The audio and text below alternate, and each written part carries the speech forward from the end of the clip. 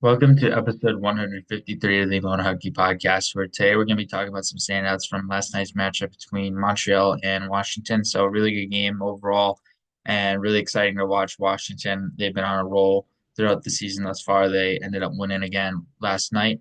If a 4-2 win, and they ended up separating as they continue to progress in the third period. I felt like that was really the separating period for them in terms of how they were able to score and how they were able to generate offense and how they were able to really take control of that game. Pierre-Luc Dubois for Washington side first had a really good game, 2 points, a goal and an assist. And I felt like he was noticeable offensively. He had a really nice goal off that one timer where his one timer he took from the blue line. He was like a defenseman. I believe it was on the power play in terms of his goal. And he ripped it from the point and it went in the back of the net and he beat the goalie moving laterally. So it was a really nice sequence from him and he just executed really nicely there and was really noticeable from an all around perspective. I felt like his offense was there, but his defensive ability was there. His two-way play was there.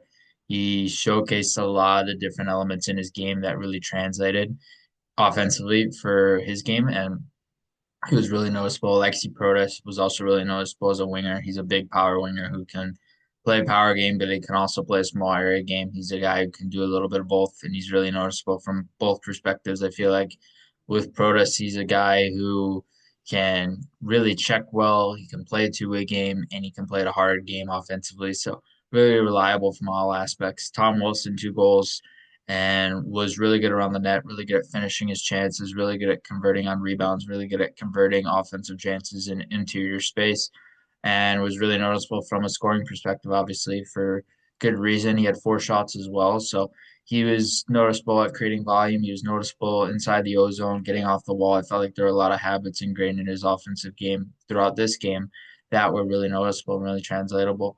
Jacob Chikrin, I really like his game. He was playing third pair minutes yesterday, I believe, with Trevor Van Riemsdyk. And even though he's playing a third pairing role, he still plays power play one for them a majority of the time. And sometimes power play two. He's pretty interchangeable on both units, I feel like, as a power play quarterback. But for him, he's really good at using his wrist shot from the point. He's really good at creating shot volume from the point. He's got a heavy wrister, but also a heavy slap shot, so he can bring both. And he's really reliable in both aspects as a shooter and as a playmaker. Really talented puck mover. Really talented at being able to maintain focus and precision on his passes. I felt like a lot of the time yesterday he was really dialed in to his passing ability at being able to make outlets, being able to make stretch passes, being able to make lateral plays, small area plays, whatever it may be. I feel like there are a lot of elements ingrained in his game yesterday that were really fluid and translatable in transition as well. Connor McMichael, who's been off to a really hot start this season, has continued to produce. He had an assist yesterday. He was playing wing. He was really noticeable driving speed up the wings, creating speed outside the dot lane with the puck on his stick and creating offensive chances off the rush and being able to be a puck support option for his teammates when necessary. I felt like McMichael was a guy who's really reliable as a two-way guy and can play both sides really well, but also he really thrives on his strong side wing. So it was really good there. Dylan Strong, another really good game from him. Unsurprisingly, he continues to score. He continues to generate points as Washington's first line center and just continues to contribute offensively in so many different ways as well. And on Montreal's side, Cole Caulfield had 2 goal game or not 2 goal, 2 point game with 5 shots and golden assists for him. I really noticed his ability to create off the rush, create in transition with the puck on his stick, create with speed, and be able to generate speed differential on his rushes with the puck on his stick. I felt like the ability to showcase that speed, that separation gear was really noticeable with him and it really allowed him to take control of the game, and he was really fun to watch. Speaking of guys who are also fun to watch, Lane Hudson on Montreal. Every single time I watch this game, I get more and more impressed.